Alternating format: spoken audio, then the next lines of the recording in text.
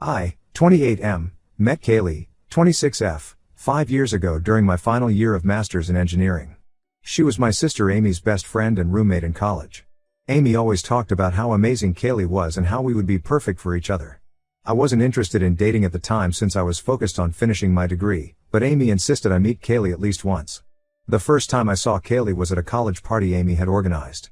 Kaylee was studying psychology and had this way of making everyone around her feel comfortable. She was intelligent, funny, and could hold conversations about almost anything. We ended up talking the entire night about everything from our favorite bands to our career goals. By the end of the night, I had to admit that Amy was right, there was definitely a connection between us. We started dating shortly after that night. Kaylee would come over to my apartment to study, and I'd help her with math while she helped me understand people better. She had this natural ability to read people and situations, which I always admired. Our relationship progressed quickly, and within 6 months, we were practically living together. After graduation, we both got lucky with job placements in the same city. I landed a position as a mechanical engineer at a manufacturing plant, while Kaylee got a job as a counselor at a local high school. We decided to make things official and moved in together. 2 years later, we got married in a small ceremony with just family and close friends. My family absolutely adored Kaylee from the beginning. My mom, who had always been somewhat critical of my previous girlfriends, treated Kaylee like the daughter she never had. Amy lived abroad for work, so my mom was especially happy to have Kaylee around. My dad would often joke that they got a better deal in Kaylee than I did. Even my extended family loved her, my aunts would always invite her for shopping trips, and my uncles would ask for her advice on dealing with their teenagers. But my grandmother had a special bond with Kaylee. Grandma wasn't an easy person to please, but somehow Kaylee won her over completely. They would spend hours together in the kitchen, with Grandma teaching Kaylee our old family recipes. Kaylee would visit Grandma even when I couldn't make it, helping her with groceries or just keeping her company. Grandma often told me how lucky I was to have found someone who cared so much about family. The first 3 years of our marriage were perfect. We both had stable jobs, took regular vacations, and were saving up to buy our own house. We had a 5-year plan: buy a house, start a family, and eventually move to a bigger city for better opportunities. Kaylee was great at managing our finances, so I let her handle most of our money matters. We had a joint account where we both contributed equally, and things were working smoothly. Everything changed when Grandma passed away 6 months ago.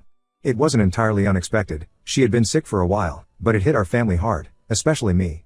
Grandma and I had always been close. When I was young, I would spend every summer at her house, helping her in her garden or listening to stories about our family history. Her house was practically my second home growing up. The real shock came during the reading of her will. Grandma had left her house to me. It was a beautiful Victorian-style home, well-maintained and in a prime location, worth around $800,000. She left some money and her jewelry collection to Amy, which seemed fair since she already had a successful career abroad. My parents didn't have any issues with this arrangement as they were financially comfortable with their own home and savings. When we got home after the will reading, Kaylee was unusually quiet. Later that night, she started talking about how this was a great opportunity for us. She suggested we sell the house and use the money as a down payment for a property in Oakwood Heights, an upscale neighborhood she had been eyeing. Her argument was that we could get a bigger, more modern house in a prestigious area, which would be better for our future kids. I was surprised by her suggestion. I had always talked about how much Grandma's house meant to me. It wasn't just a property, it was where I had grown up, where all our family gatherings happened, where I had my first birthday party, where I learned to ride a bike in the backyard. I told Kaylee I wanted us to move in there instead of selling it. This led to our first major argument. Kaylee insisted the house was too old and would need expensive renovations. She complained about the neighborhood, saying it wasn't as prestigious as Oakwood Heights. She talked about resale value and investment potential. When I pointed out that the house was mortgage-free and in good condition, she accused me of being stuck in the past. The arguments continued for weeks. Kaylee became increasingly hostile, making comments about how I was too emotionally attached to material things. She started suggesting that Grandma had been manipulative by leaving the house to me instead of dividing it equally between me and Amy. These comments hurt deeply because she knew how close I was to Grandma. What really caught me off guard was when Kaylee started involving my family. She went to my parents, crying about how my attachment to the house was affecting our marriage. She told them I wasn't considering our future or her feelings. To my shock, my parents took her side. My mom started calling me daily, telling me I needed to think about my marriage and that Grandma would have wanted us to use the house to build a better future. Even Amy, who usually supported me in everything, told me I was being unreasonable. Kaylee had apparently been messaging her regularly about our fights, painting me as someone who was letting an inheritance destroy our marriage. The only person who seemed to understand was my grandfather, but he lived in another state and wasn't actively involved in our daily lives. Things reached a breaking point last month when Kaylee gave me an ultimatum: either we sell the house, or she would move out temporarily to give me space to think about our future. When I still refused to sell, she packed her bags that night and went to stay with my parents. Since then, my entire family has turned against me. My mom calls daily to tell me I'm being selfish. My dad has threatened to cut contact if I don't apologize to Kaylee. My aunts and uncles, who once treated me like their favorite nephew, now barely speak to me. They all think I'm choosing a house over my wife's happiness. I'm now living alone in our apartment while Kaylee stays with my parents. My family only contacts me to criticize my decision. Kaylee has somehow convinced everyone that I'm the villain in this situation. The worst part is that she's now talking about putting the house on the market without my consent, claiming it would be best for everyone involved. I feel completely isolated and betrayed, not just by Kaylee but by my entire family. Should I give in to keep my family together? Or should I stand my ground and risk losing everyone? I feel like I'm going crazy being the only one who sees the situation differently. Update 1. The situation has gotten much worse. It's been 3 weeks since my last post, and what I've discovered has left me questioning not just my marriage but everything I thought I knew about Kaylee. After Kaylee moved out to stay with my parents, I started looking through our financial records. Something felt off about the way she had been acting about money lately. She had always handled most of our finances since she was better at it than me, and I trusted her completely. That trust turned out to be a huge mistake. When I logged into our joint account, I noticed something strange. Large sums of money had been withdrawn over the past 4 months, ranging from $2,000 to $5,000 each time. These weren't our usual expenses. In total, almost $45,000 had disappeared from our joint savings without my knowledge. I initially thought there must be some mistake or our account had been hacked. I called the bank immediately. They confirmed that all transactions were legitimate and had been made using Kaylee's card and credentials. The money had been transferred to another account, but due to privacy policies, they couldn't give me more information. When I asked about the possibility of fraud, they told me that all transfers had been done from recognized devices and locations we frequently used. I tried calling Kaylee multiple times to ask about the money, but she wouldn't pick up my calls. I finally drove to my parents' house to confront her. When I arrived, only my mom was home with Kaylee. The moment I mentioned the money, Kaylee burst into tears. My mom immediately went into protective mode, telling me I was harassing Kaylee and needed to leave. Before my mom could push me out, I showed her the bank statements on my phone. Even she looked shocked at the amount. Kaylee, still crying, claimed she had been saving the money for our future house in Oakwood Heights. But that didn't make sense. We already had a separate house fund that we both contributed to monthly. When I pressed further, my mom suddenly seemed uncomfortable. She asked Kaylee to go upstairs so she could talk to me alone. What my mom told me next made my blood run cold. Kaylee had been consulting with a lawyer about forcing a sale of my grandmother's house through legal means. She had been using our joint savings to pay for legal consultations and to build a case against me. I couldn't believe what I was hearing. My own mother had known about this and hadn't told me. When I confronted her about keeping this from me, she defended herself saying Kaylee had convinced her it was the only way to save our marriage. According to Kaylee, I had become obsessed with the house to an unhealthy degree, and this was affecting my judgment. The more I dug, the worse things got. Kaylee had been keeping detailed records of all our arguments about the house. She had been writing emails to herself documenting what she claimed was my emotional instability and unhealthy attachment to material possessions. She had even recorded some of our conversations without my knowledge. I later found out through a mutual friend that Kaylee had been spreading rumors about me in our social circle. She told people I was financially controlling and emotionally abusive. She claimed I was preventing her from advancing in life by forcing her to live in an old house she didn't want. Several of our friends, people I had known for years, started distancing themselves from me. Some even blocked me on social media. The situation got even more bizarre when I went back to our apartment to get some more of my clothes.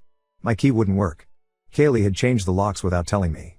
When I called her about it, she said it was for her safety because I had been acting unpredictable lately.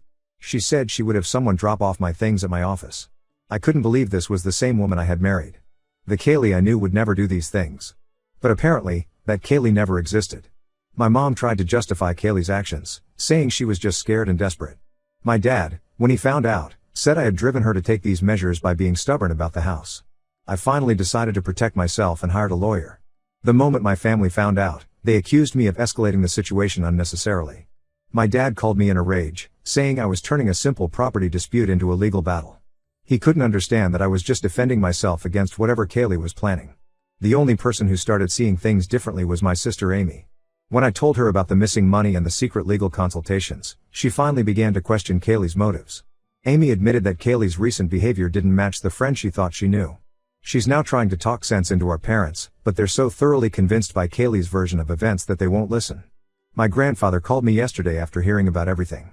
He suggested I dig deeper into Kaylee's background, saying something about her behavior seemed calculated rather than emotional.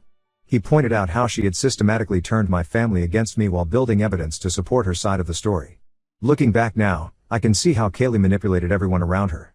She spent years building relationships with my family, becoming the perfect daughter-in-law, the perfect sister-in-law, the perfect wife. She knew exactly how to play on my family's emotions and turn them against me. Now I'm left wondering if any of it was ever real, or if I was just another target in whatever game she's playing. I've moved into my grandmother's house now, despite my family's protests. At least here, surrounded by real memories of someone who truly loved me, I can think clearly. I don't know what Kaylee's next move will be, but I'm not going to let her steal what my grandmother wanted me to have. Update 2. Everything makes sense now. It's been 2 months since my last update, and the truth about Kaylee has finally come out. What my sister Amy uncovered has left me feeling sick to my stomach. After my last update, Amy took emergency leave from her job abroad and flew back home. She said she couldn't shake the feeling that something was very wrong about this whole situation. Being Kaylee's former best friend and roommate, she had access to information and connections that I didn't. Amy started by reaching out to their old college friends. Most of them had lost touch with Kaylee over the years, which Amy found strange since Kaylee had always been the one who kept their friend group together. One friend mentioned that Kaylee had completely changed her identity after college. She had gotten rid of all her old social media accounts and started fresh.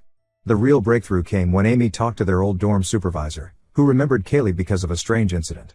Apparently, Kaylee had received mail under a different last name during their final year. When questioned about it, she had brushed it off as a mistake. The supervisor still had records of this incident, including the name. Using this information, Amy did some digging and discovered something shocking. Kaylee had been married before, under her previous name. She had divorced her ex-husband James right before starting college, which explained why none of us knew about it. But the circumstances of that divorce were disturbingly similar to our current situation. James had inherited several properties from his grandfather. Kaylee had married him shortly after his inheritance and spent months convincing him to sell the properties. She had used the same tactics, isolating him from his family, claiming emotional abuse, and even involving his relatives in pressuring him.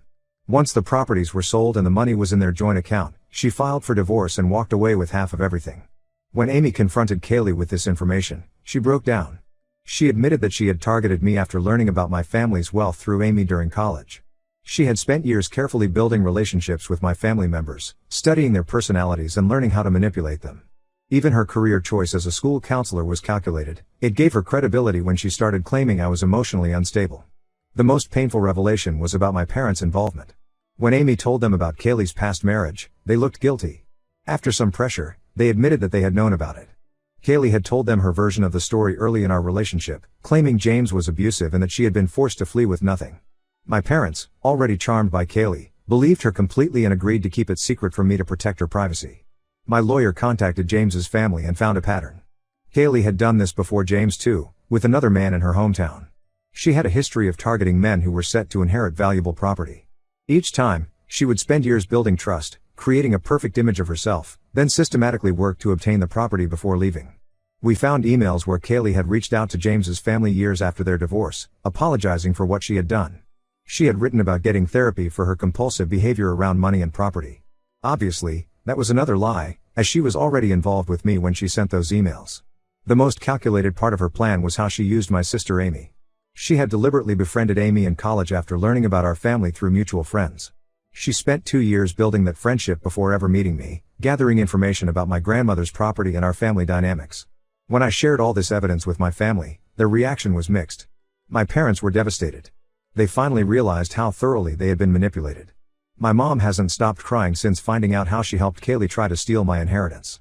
My dad, who had been Kaylee's biggest supporter, now can't even say her name without getting angry. Kaylee tried to deny everything at first, but when faced with the evidence, she changed tactics. She started calling my family members, crying and claiming she did it all because she truly loved me and wanted a better life for us. Nobody's buying it anymore.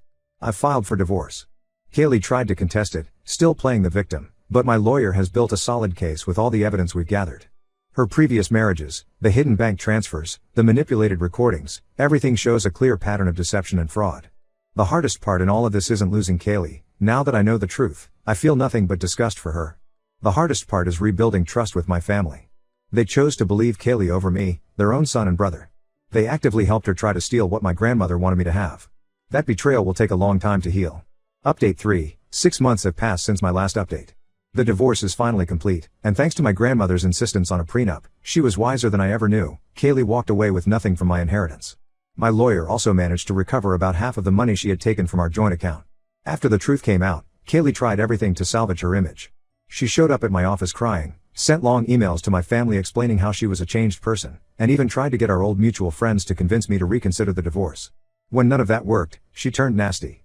She threatened to ruin my reputation at work, tried to claim I had been abusive during our marriage, and even attempted to contact my grandmother's lawyer to contest the will. None of her attempts worked. Her previous pattern of behavior was too well documented, and her lies fell apart under scrutiny. Last month, she finally moved to Arizona. I heard through Amy that she's already engaged to someone else, a real estate developer who recently inherited his father's business. I almost felt like warning him, but my lawyer advised against any contact with her. The relationship with my family is slowly healing, but it's different now. My parents have been trying to make amends. They sold their house and moved closer to me, hoping to rebuild our relationship. My mom comes by every weekend to help with the house renovations, and my dad has been teaching me about property maintenance. They're trying, but there's still this underlying tension. Every time they apologize, I can see they're haunted by how easily they turned against me. Amy moved back temporarily to help sort things out. She still carries a lot of guilt for introducing Kaylee into our lives. She's been my strongest support through all this, helping me renovate the house and keeping me company when things get too quiet. She's also been instrumental in helping our parents understand the depth of their betrayal and what they need to do to rebuild trust. The house renovation has become a family project of sorts. While clearing out the attic, we found boxes of old photographs. There was one of my grandmother standing in front of the house when she was my age, with my grandfather and their young children. Seeing that photo confirmed I made the right decision in keeping the house. This place isn't just property, it's our family's history. My extended family has also been trying to make amends. My aunts and uncles, who had sided with Kaylee, now avoid mentioning her name around me. They send occasional texts checking in, but our relationships remain distant. I'm not sure if things will ever go back to how they were before, but maybe that's not a bad thing. This experience has taught me a lot about setting boundaries, even with family. Surprisingly, my grandfather has become my closest confidant. He calls regularly to check on me and share stories about my grandmother. He told me she had insisted on the prenup because something about Kaylee reminded her of someone from her past, a woman who had married her brother for his money and left him broke. I wish I had paid more attention to those subtle warnings. The whole experience has changed me. I'm more cautious now, but not bitter. I've learned that sometimes being painted as the villain by everyone doesn't mean you're wrong. Standing your ground, even when it feels like the whole world is against you, can be the right thing to do. I lost my wife and temporarily lost my family's support, but I protected what mattered to me, and the truth eventually came out. I'm still living in my grandmother's house, slowly making it my own while preserving her memory. Every room holds stories of our family, and now I'm adding my own chapter to its history. It's not the life I imagined having at 28, but it's authentic, and that's worth more than any fake perfect marriage.